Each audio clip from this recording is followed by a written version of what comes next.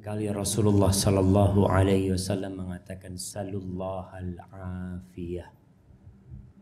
Kalian mintalah kepada Allah al-afiyah. Malam hari ini kita kedatangan seorang teman kita yang mungkin baru pertama kali datang ke tempat kita. Mungkin untuk bisa lihat dia duduk di atas kursi. Namanya Usama, gagah. Tapi sekarang sejak 13 tahun yang lalu dia harus kehilangan pandangan matanya. Dia tidak bisa berjalan lagi dengan normal. Dia berbaring di atas ranjangnya.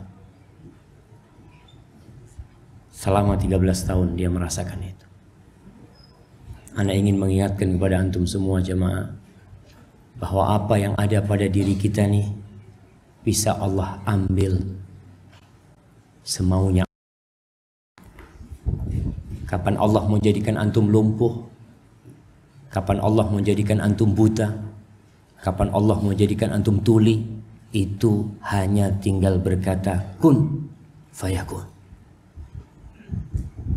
Maka kita memohon kepada Allah bi asma'ihil husna wa sifatihil ula an yarzuqanal afiyah fid dunya wa fil akhirah.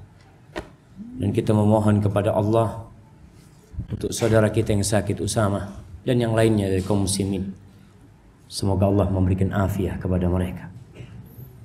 Allahumma salli wa sallim wa zid wa barik wa an'im ala sayyidina wa maulana Muhammadin wa ala alihi wa ashabihi ajma'in. Ya Allah, semoga salawatmu, semoga salammu, semoga berkahmu, semoga nikmatmu senantiasa engkau curahkan untuk hamba kekasih, untuk baginda Nabi kita Muhammad sallallahu alaihi wasallam. Yang kita semua tahu kalau Allah sang pencipta telah memberikan salawatnya buat Nabi alaihi salatu wassalam. Yang kita semua memaklumi bahwa seluruh malaikat yang Allah ciptakan bersalawat kepada Nabi alaihi salatu wassalam. Tapi sebagai bentuk cinta kita kepada Rasul sallallahu alaihi wasallam, sebagai bentuk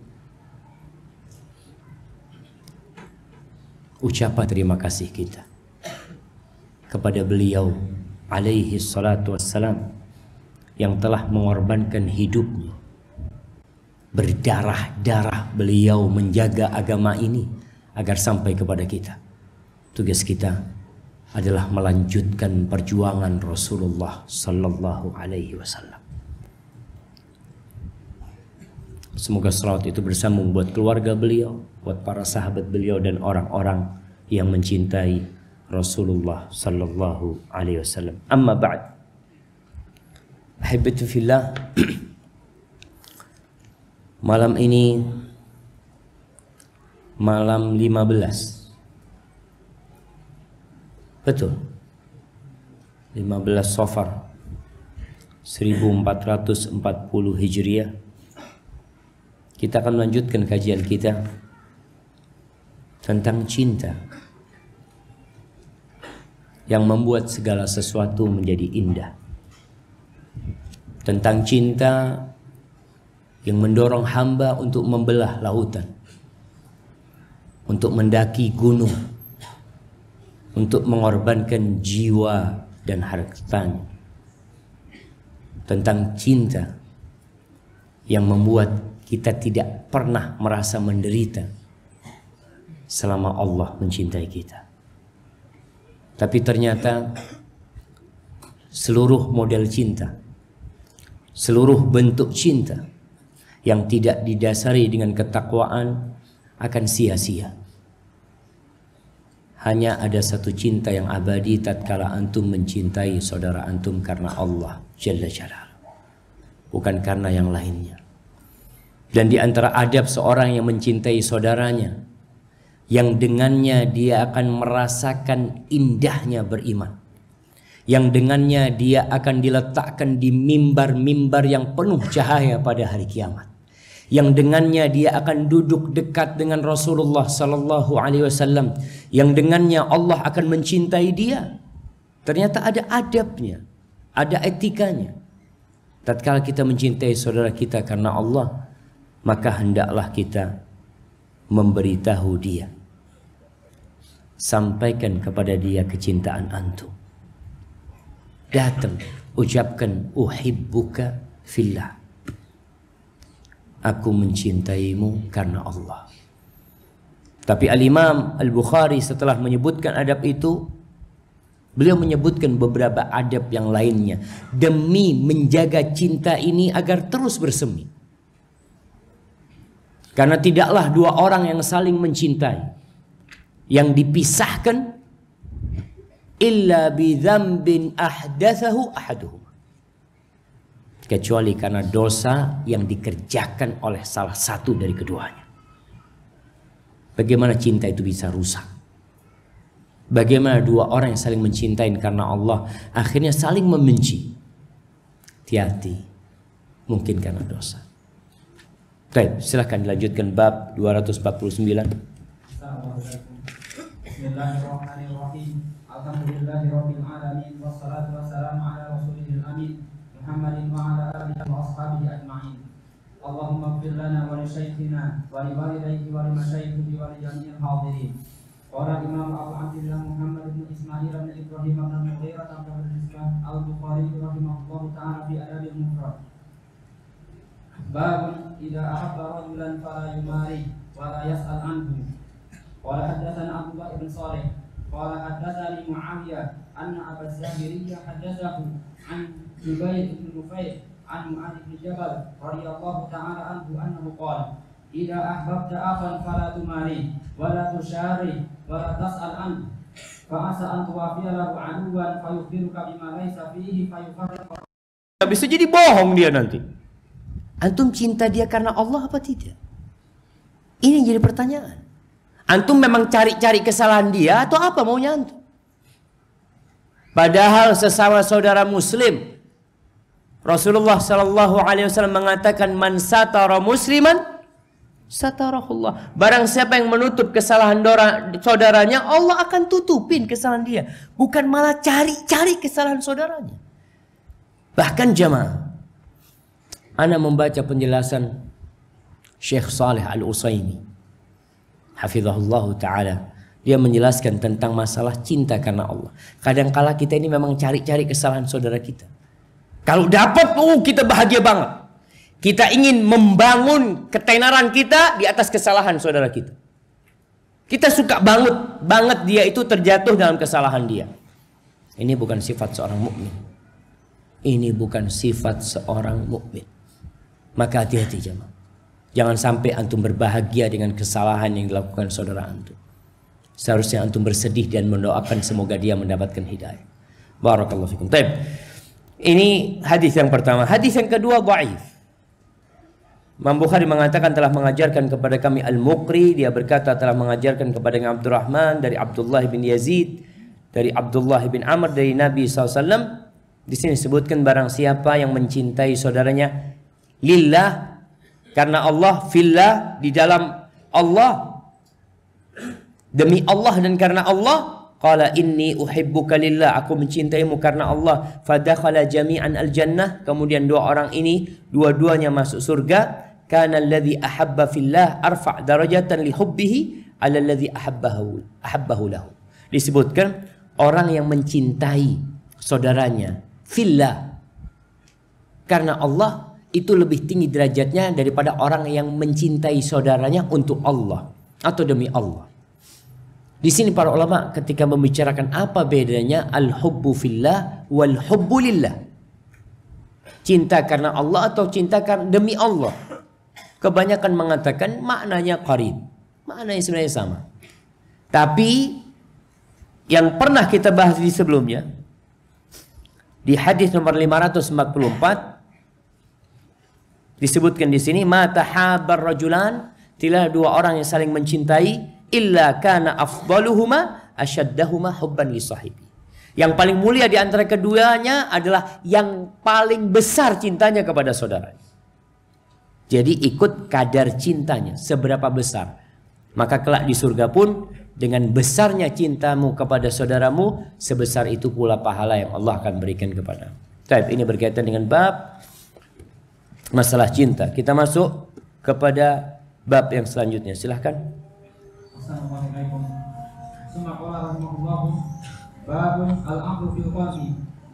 Qala hadatsana Sa'id bin Abi Maryam, qala akhbarana Muhammad ibn Muslim, qala akhbarani Amr ibn Dinar, an Ibn Shihab, an Iyad ibn Khalifah, an Ali radhiyallahu ta'ala anhu, annahu sami'ahu bi Siffin yaqul innal aqla fil qalb wa rahmata fil kabid wa rafata fil tuhad wa nafsa fil ri'ah.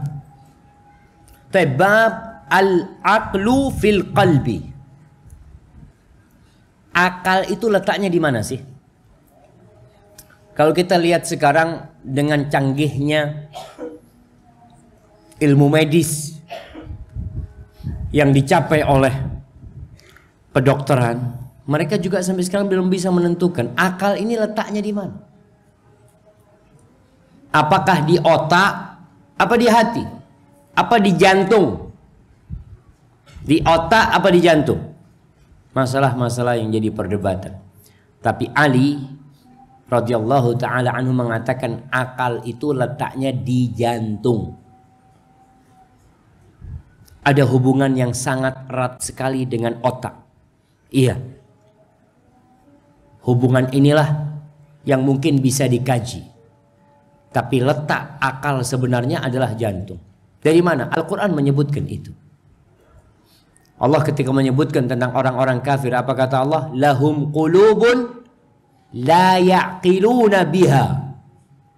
Orang-orang itu memiliki hati, memiliki jantung yang mereka tidak gunakan untuk berakal. Di surah Al-Hajj ayat 46 Allah mengatakan, afalam yasiru fil ardi fatakuna lahum qulubun ya'qiluna biha aw adhanun yasma'una biha fa innaha la ta'mal absar walakin ta'mal qulub allati fis sudur. Kata Allah, kenapa orang-orang itu kok nggak mau berjalan di muka bumi ini, merenungkan ciptaan Allah, melihat kondisi-kondisi peristiwa yang terjadi di Palu? Coba datang, coba lihat di sana. Itu bukan tindakan manusia, itu tindakan yang menciptakan manusia. Itu bukan hanya peristiwa bencana alam, tapi bencana yang terjadi karena ada Rabbul Alamin. Kenapa mereka tidak mau berjalan?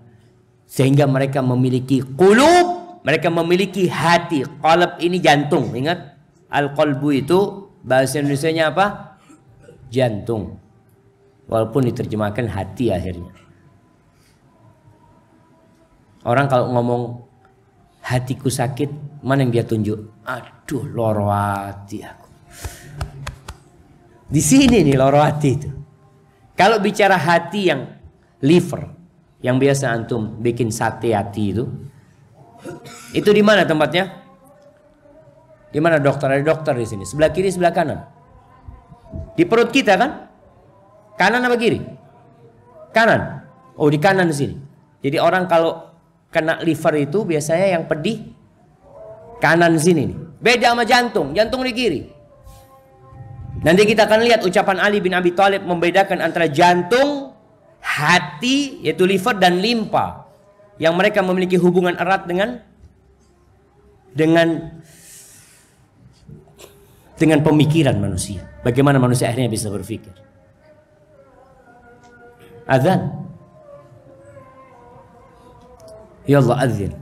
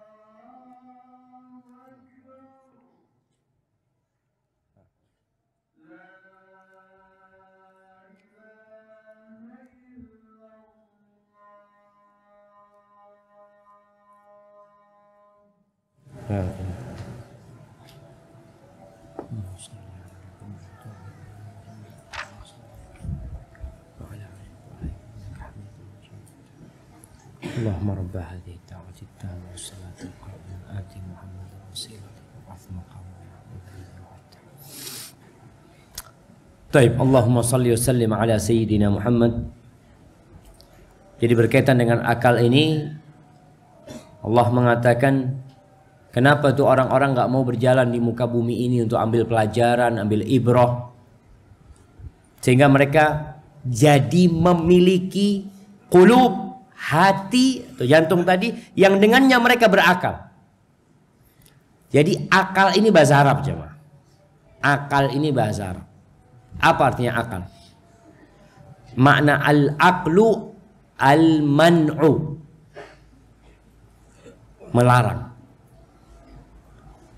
Jadi ketika antum memiliki onta itu ada iqolnya, ada talinya yang bisa melarang dia untuk dia berdiri dari tempatnya sehingga dia tetap di sana. Jadi akal ini adalah yang bisa menghalangi seseorang, melarang seseorang dari perbuatan dosa, dari perbuatan kesyirikan. Disebut orang yang berakal. Ini orang berakal, ini kelihatan. Ingat, kita tidak bicara kecerdasan, tidak bicara IQ. Ada orang yang cerdas tapi nggak punya akal. Siapa? Allah sebutkan. Orang-orang kafir. Walaqad dara'na li jahannam. Kata Allah, kami telah menyediakan atau menjadikan orang-orang sebagai penghuni neraka jahanam, katsiran minal jinni wal ins. Banyak dari kalangan jin dan manusia. Lahum qulubun la yafqahuna biha. Lahum qulubun la yafqahuna biha. Mereka memiliki hati yang tidak digunakan untuk memahami hati mereka itu. Walahum a'yunun la yubsiruna biha. Mereka memiliki mata yang mereka tidak memandang dengannya. Walahum adhanun la yasma'una biha. Mereka punya telinga tapi mereka tidak gunakan untuk mendengar. Ulaika kal an'am. Kata Allah, mereka seperti binatang. Balhum adhal.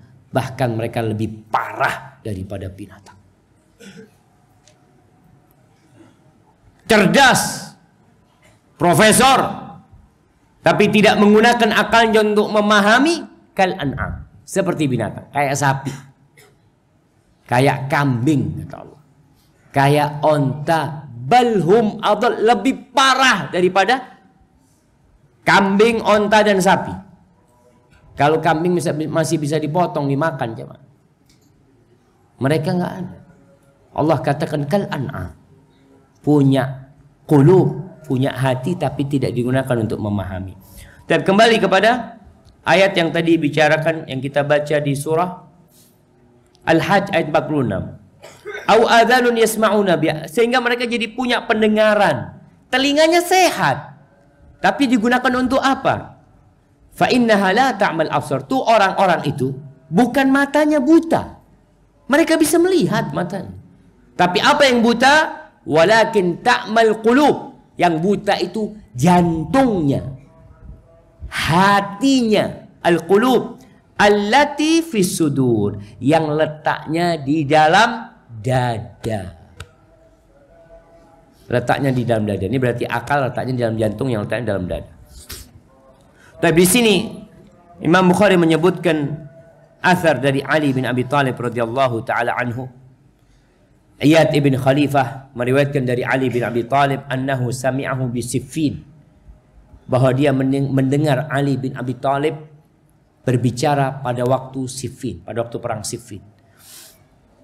Siffin ini jamaah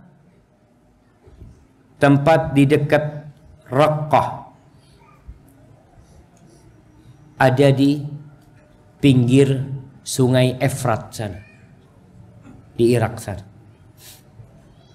Ketika itu terjadi fitnah yang besar, di mana kira-kira 90.000 dari tentara Ali bin Abi Thalib berperang dengan 120.000 dari tentara Muawiyah bin Abi Sufyan.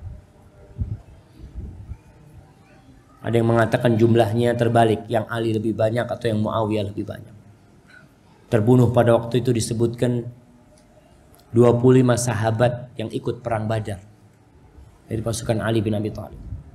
Dan dari pasukan Muawiyah terbunuh hampir 45.000 umat Islam. Benar-benar fitnah yang sangat dahsyat sekali.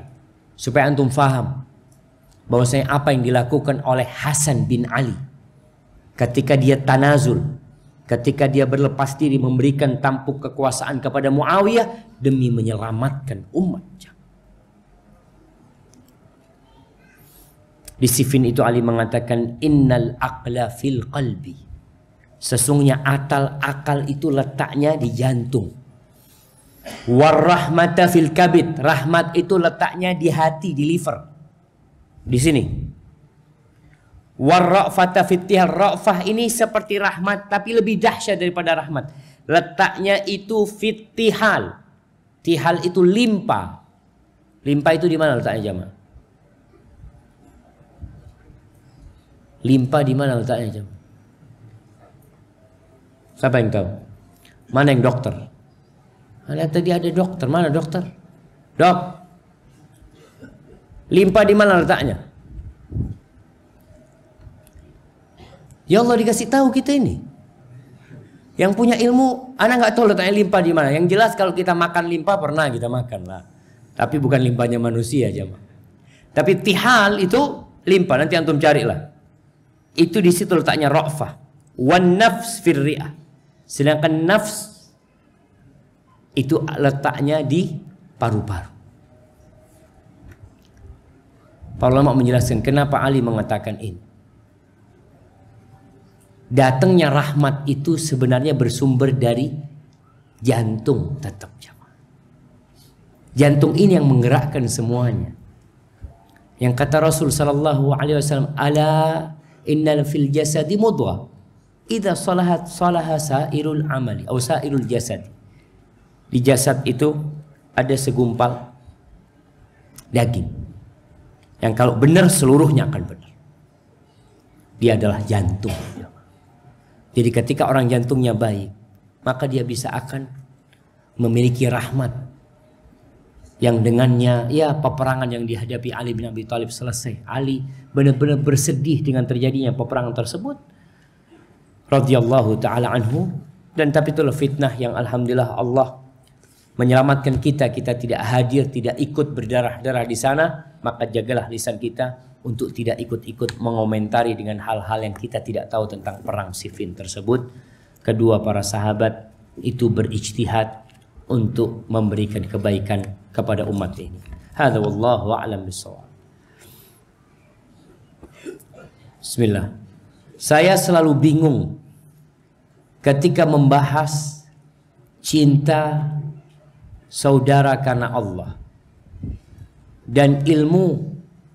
Baru hari ini kita dianjurkan mengucapkan uhibbuka fillah. Contohnya ustadz, saudara ustadz yang ustadz cintai karena Allah.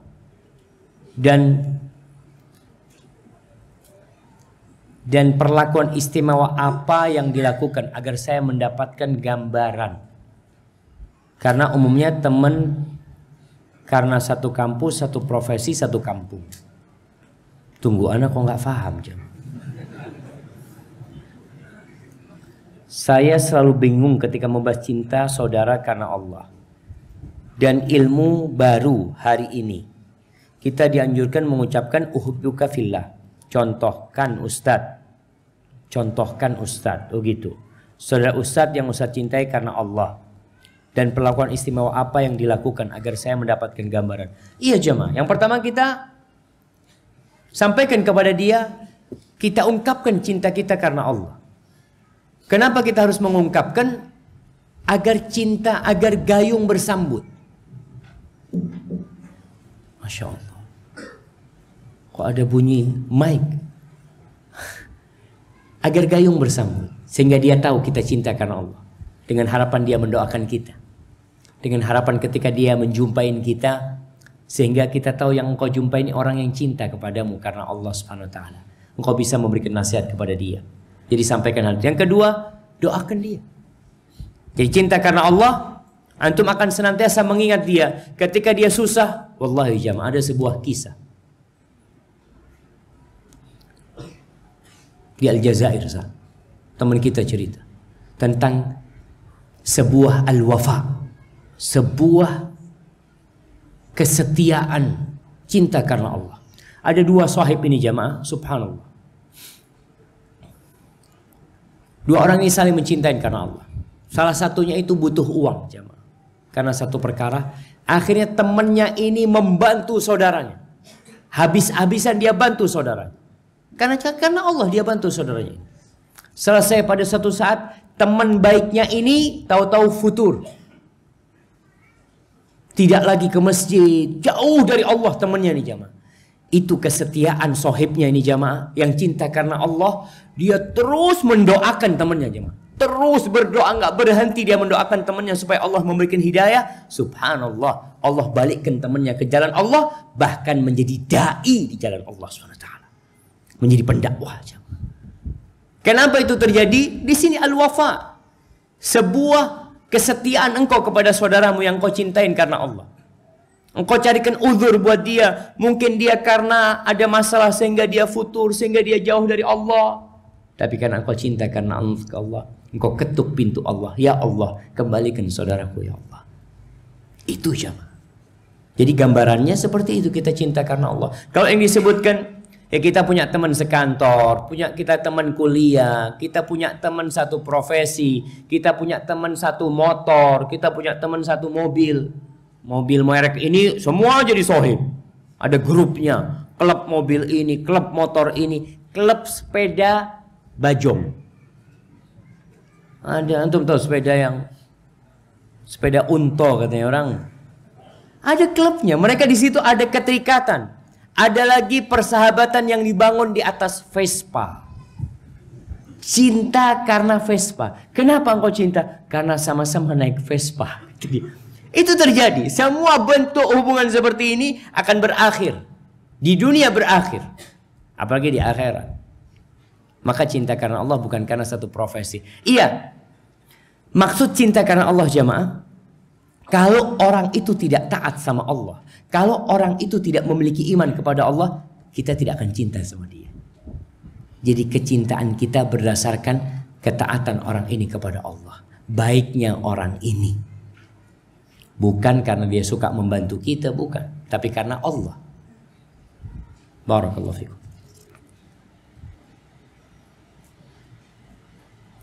Ustadz, apakah setiap hal yang kita lakukan di dunia akan Allah perlihatkan semuanya di akhirat? Walaupun seperti dosa yang kita lakukan, namun kita telah bertobat. Apakah hal tersebut tetap diperlihatkan? Wallahi jamaah, Allah itu rahim. Allah itu sittir. Allah menutupi aib-aib kita di muka bumi ini. Gak dibongkar aib kita. Allah mengatakan, فَأَمَّا مَنْ أُوتِيَ كِتَابَهُ بِيَمِينِهِ فَسَوْفَ يُحَاسَبُ حِسَابًا يَسِيرًا وَيَنْقَلِبُ إِلَى أَهْلِهِ مَسْرُورًا. Adapun orang yang dihisab, kemudian dia mendapatkan kitabnya dengan tangan kanannya, maka dia akan dihisab dengan hisab yang mudah, dengan perhitungan yang mudah. Gimana perhitungan yang mudah? Innama huwal ard. Itu hanya digambarkan, ditampakkan, dipaparkan oleh Allah kepada hambanya. Kamu melakukan dosa ini. Iya ya Allah, kamu melakukan dosa ini pada hari ini, pada jam ini. Iya ya Allah, kamu berbuat ini, kamu melakukan ini. Terus Allah sebutkan. Lalu Allah mengatakan kepada hamba yang sudah yakin dia binasa dengan dosa-dosanya, Allah mengatakan, satartu laka fid dunya wa ghafartu laka al-yawm. Aku tutupi dosa-dosamu di dunia, dan hari ini aku ampuni dosa-dosa.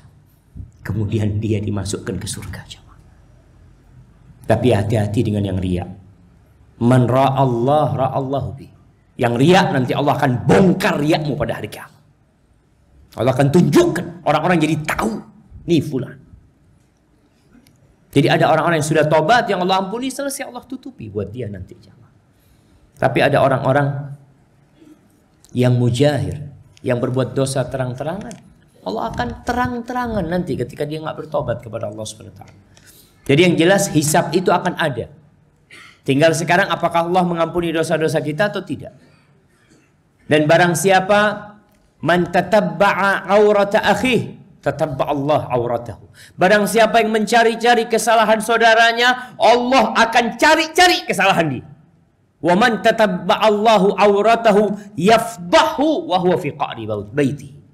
Dan siapa yang Allah cari-cari kesalahannya, maka Allah akan bongkar kesalahan dia walaupun dia di dalam rumahnya. Maka hati-hati tentang dosa seperti itu. Tapi ada yang Allah tutupin kemudian Allah ampuni, ada yang Allah bongkar pada hari kiamat. Allah tunjukkan jamaah. Jangan pada waktu hisab, pada waktu keluar dari kuburnya saja orang itu sudah sesuai dengan amalannya. Dilihat tuh, yang sombong akan dibangkitkan pada hari kiamat fi suratiz zar. Dia fi suratir rijal, dia akan dibangkitkan dalam bentuk manusia tapi besarnya seperti semut. Diinjak-injak oleh orang di padang mahsyar nanti.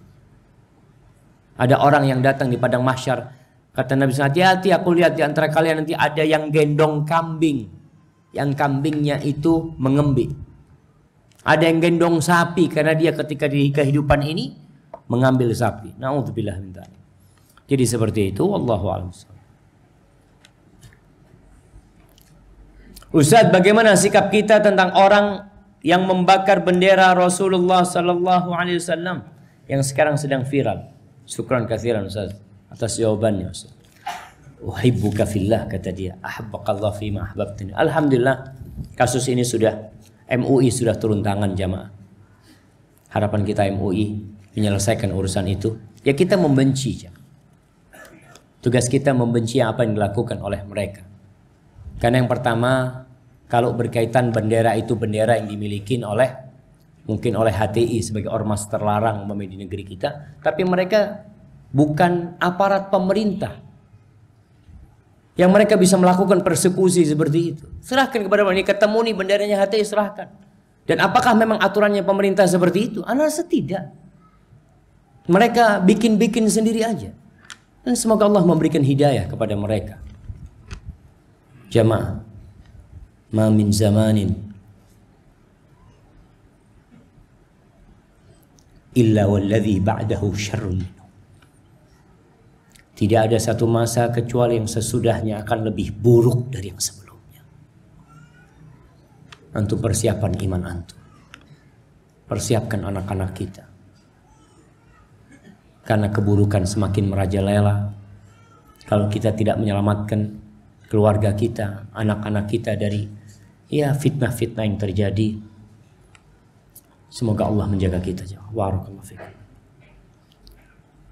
Bolehkah kita menjauhi teman yang selalu bermaksiat padahal kita sudah menasehati? Tujuan menjauhi adalah agar terhindar dari fitnah. Boleh. Bahkan kita disuruh milih sahib. La tusahib illa mu'minan. Jangan berteman kecuali dengan orang yang beriman. Wala yakul ta'amak illa taqi. Jangan makan makananmu kecuali orang yang bertakwa. Pilih-pilih teman. Apalagi sahabat. Teman ini biasa nih. Apalagi sahabat. Ada orang yang bersahabat dengan non-muslim. Jangan. Nabi SAW mengatakan la tusahib illa mu'minan. Nanti bisa jadi engkau cinta kepada sahibmu ini lebih daripada cintamu kepada seorang muslim. Dengan dalih, Ustaz, ana punya teman muslim Ustaz, na'udzubillah min dzalik. Ana punya teman non muslim, Masya Allah. Kok bisa berubah? Tuh, walaupun dia baik mungkin akhlak perilakunya, tapi ingat, dia mengatakan Tuhanmu punya anak. Dia mengatakan Tuhan itu banyak. Padahal kita tahu Allah benci sama orang itu. Kalau engkau mencintainya.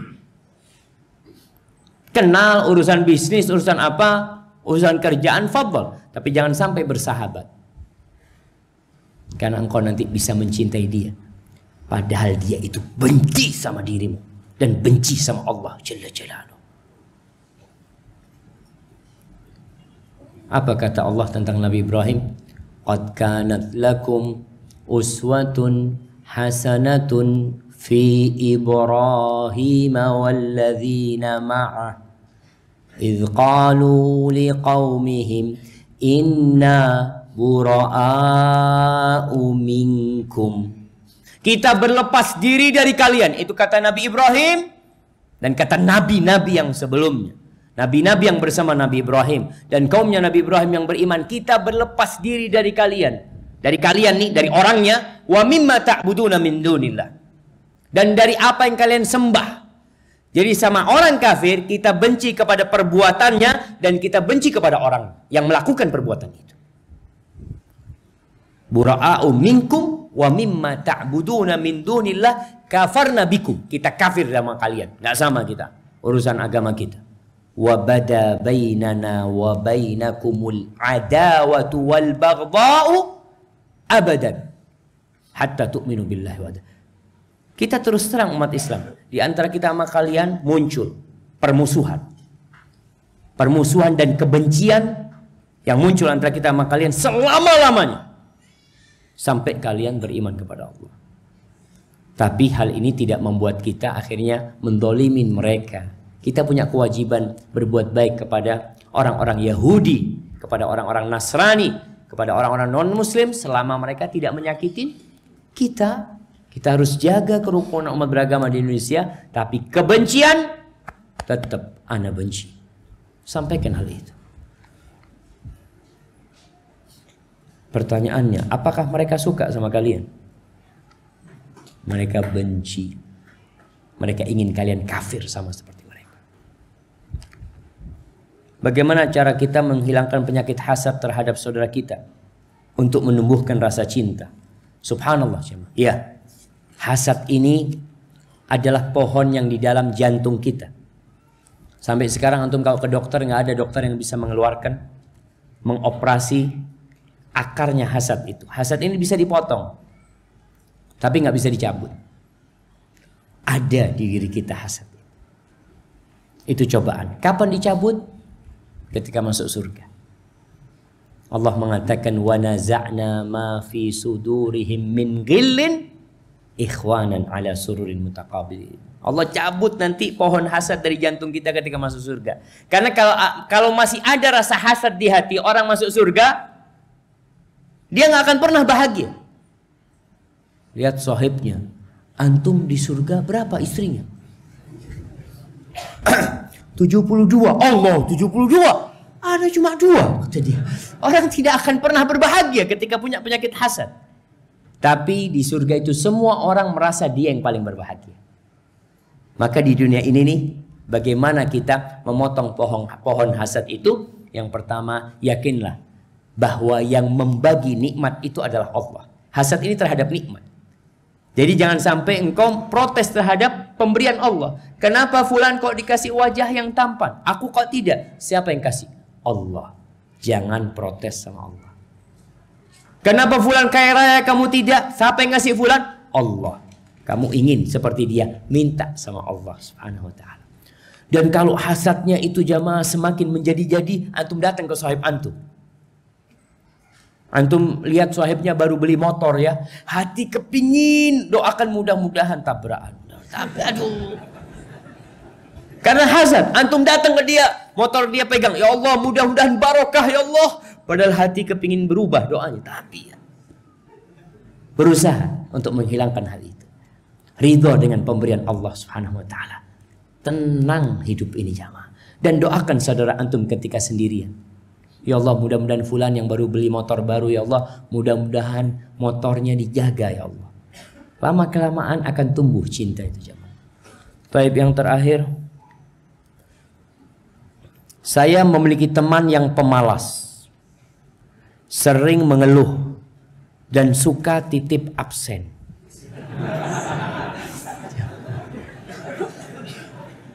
Apakah teman seperti ini sebaiknya kita dekati apa dijauhi? Antum bungkus, antum buang ke sungai. Wah jamaah, antum dapat faedah apa dari dia? Ustaz, ditraktir sama dia. Antum berarti cinta bukan karena Allah, karena ditraktir sama dia. Apa yang menyebabkan? Ana terus terang heran. Kenapa dia masih berteman sama dia? Sama orang kayak gini, titip absen, malas, sering mengeluh. Wallahi jamaah,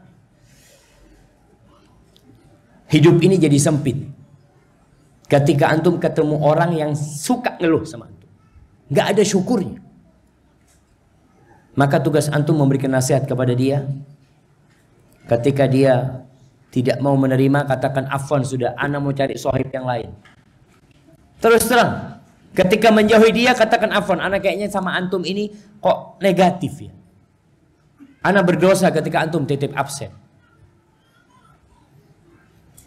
Tapi at-tuyur ala ashkaliha taqa. Burung itu hinggap bersama yang sejenis ya mah. Kenapa dia mau titip absen ini? Dia kan berarti sama kayak dia sebenarnya. Cuma lebih ada semangat belajarnya aja. Berusaha untuk tinggalkan dia. Tinggalkan dia dan minta sama Allah. Minta sama Allah. Dan teman ini jamaah berpengaruh besar terhadap kebahagiaan antum fid dunya wa fil akhir. Ada orang-orang yang masuk neraka gara-gara sahibnya. Yang dia mengatakan, ya laitani takhadtu ma'ar rasuli sabila. Andai kata aku berteman dengan Nabi SAW, andai kata aku menjadikan Nabi sahabat dekatku. Ya wailata laitani lam attakhid fulanan khalila. Ya Allah, celaka andai kata aku tidak berteman dengan fulan. Laqad adallani 'anil dzikri ba'da idh jaa.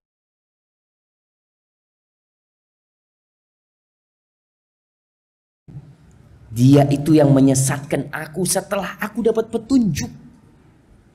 Setan itu benar-benar ya menelantarkan orang yang berteman dengan dia. Maka hati-hati. Hati-hati berusaha untuk mencari teman. Pertanyaan yang belum bisa dijawab mudah-mudahan bisa dijawab pada kesempatan yang akan datang. Subhanakallahumma bihamdika asyhadu an la ilaha illa anta astaghfiruka wa atubu ilaik. Assalamualaikum warahmatullahi wabarakatuh.